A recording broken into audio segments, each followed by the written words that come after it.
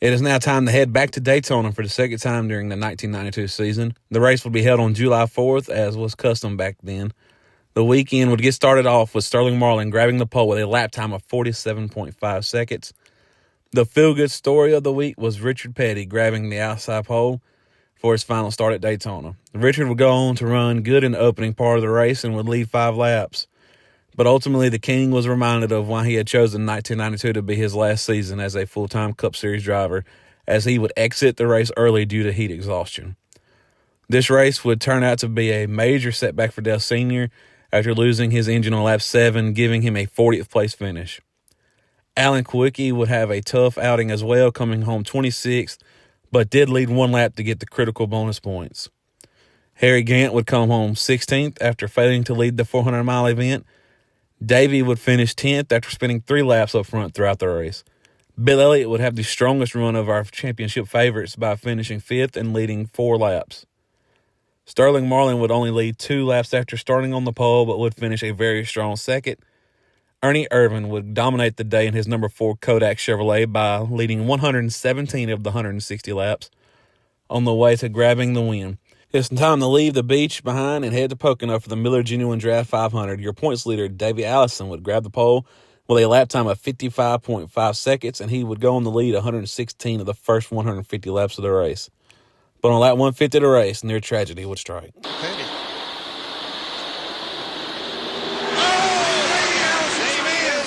And he's upside down. Into the guardrail, side over side, end over end, and Davey Allison has experienced a horrifying crash. Davey Allison. His car is upside down. Fuel is pouring out of it. The safety. As you saw in the previous clip, Davey and Darrell Waltrip were coming back through the field after a pit cycle going down the straightaway in between the tunnel turn and turns 3.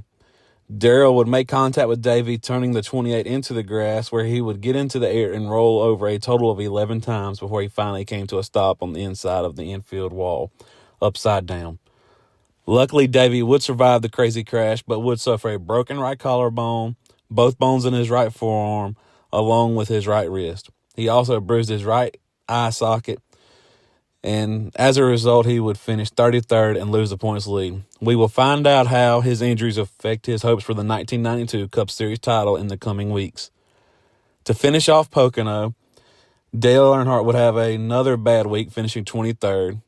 Bill Elliott would finish 13th after leading 2 laps, and thanks to Davey's accident, would take over the points lead. Alan Kulwicki would have a strong bounce back by leading 58 laps and finishing 3rd in the event, while Harry Gant would keep his solid season going by finishing 2nd.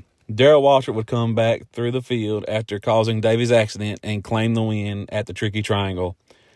It's now time to head back south for the Die Hard 500 at Talladega. The second trip to Dega for the season was the 17th race on the year. Sterling Marlin would grab the pole with a lap time of 50.2 seconds. All eyes were on the 28 team, though, and to be honest, the race couldn't have gone much better for the team. The team started 3rd after Bobby Hillin Jr. qualified the car. Davey would start the race from the rear, and at the first opportunity, they got him out of the car, and Hillin took over. Hillin not only saved the day for the team, he would lead 30 laps and finish 3rd. But since Davey started the race, he got credit for the finish and would actually grab the points lead back from Bill Elliott. Dale Sr. would have another engine issue, making him settle for his second 40th place finish in 3 weeks, all but ending his hopes of a three-peat. Allen would have a rough day as well, finishing 25th. Richard Petty would finish 15th after starting 4th, definitely his best weekend during his final season. Bill Elliott would come home 5th after leading 61 laps. The top 2 positions wound up just like the Pepsi 400, with pole sitter Sterling Marlin coming home 2nd after leading 34 laps, while Ernie Irvan would grab another win after leading 41 laps. Now that we are done with super speedway races, let's check the points after 17 races. Dale Sr. is no longer a threat, now sitting 8th, 359 behind Davey. Davey is only 1 point above second place runner Bill Elliott. Allen is 3rd, 120 behind, while Harry Gant is still in contention, 129 behind. Mark Martin winds out the top 5, sitting 293 points back. Now that we're done with Dega, it's time to head north for the second and final road course race of the year at Watkins Glen. Dale Earnhardt would grab a rare pole with a lap time of 1 minute and 15 seconds. He would lead 10 laps and come home ninth. Davey Allison would be relieved this week by Dorsey Schrader, and Dorsey would bring the car home 20th, costing the team the points lead. Bill Elliott would come home 14th after failing to lead a single lap. Alan Quickie would have a strong 7th place run. The race would be called early due to rain, and Kyle Petty would claim the win after leading 19 of the 51 laps. Ernie Irvan also led 19 laps as he would come home third. It is now time to head back to Michigan for the Champion Spark Plug 400. The weekend in Michigan would start out with one of our championship favorites, Alan Quickie, winning the pole with a lap time of 40.4 seconds. The race would not go quite as well for the 7 team. After leading 46 laps early, they would fade to a 14th place finish. Bill Elliott would have a strong finish of third after leading a race-high 72 laps. Harry Gant would come away with the win after leading 23 laps. At the age of 52, he would become the oldest winner in Cup Series history, a record that still stands to this day. The win was his second of the season and would wind up being the final win of his career. I've not forgotten about our other championship contender, Davey Allison. He would finish the race without a relief driver for the first time since the terrible crash at Pocono. His effort of fighting through the pain would be rewarded with a top 5 finish by coming home 5th. Unfortunately, he was also having to deal with emotional pain after losing his brother Clifford, who had passed away following a crash in practice for the Busch Series race at Michigan earlier in the week. So between fighting through the pain of his injuries and losing his brother, his 5th place run was a true inspirational story. It's now time to head to Bristol for the Bud 500. Ernie Irvan would grab the pole with a lap time of 15.9 seconds around the half-mile track. The race would have another major impact on the championship battle. Davey would be involved in a crash early and would come home with a very disappointing 30th place finish. He would lead 11 laps, however, to get the critical bonus points.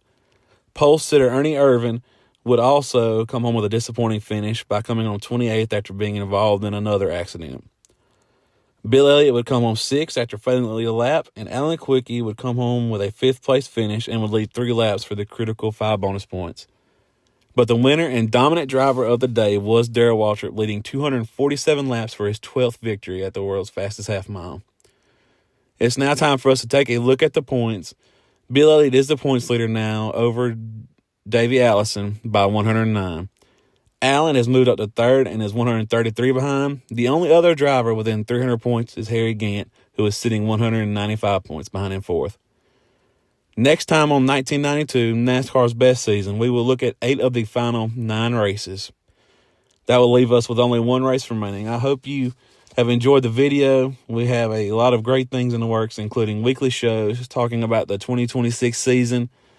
Thank you for choosing Checkered Past and Present. Have a wonderful day.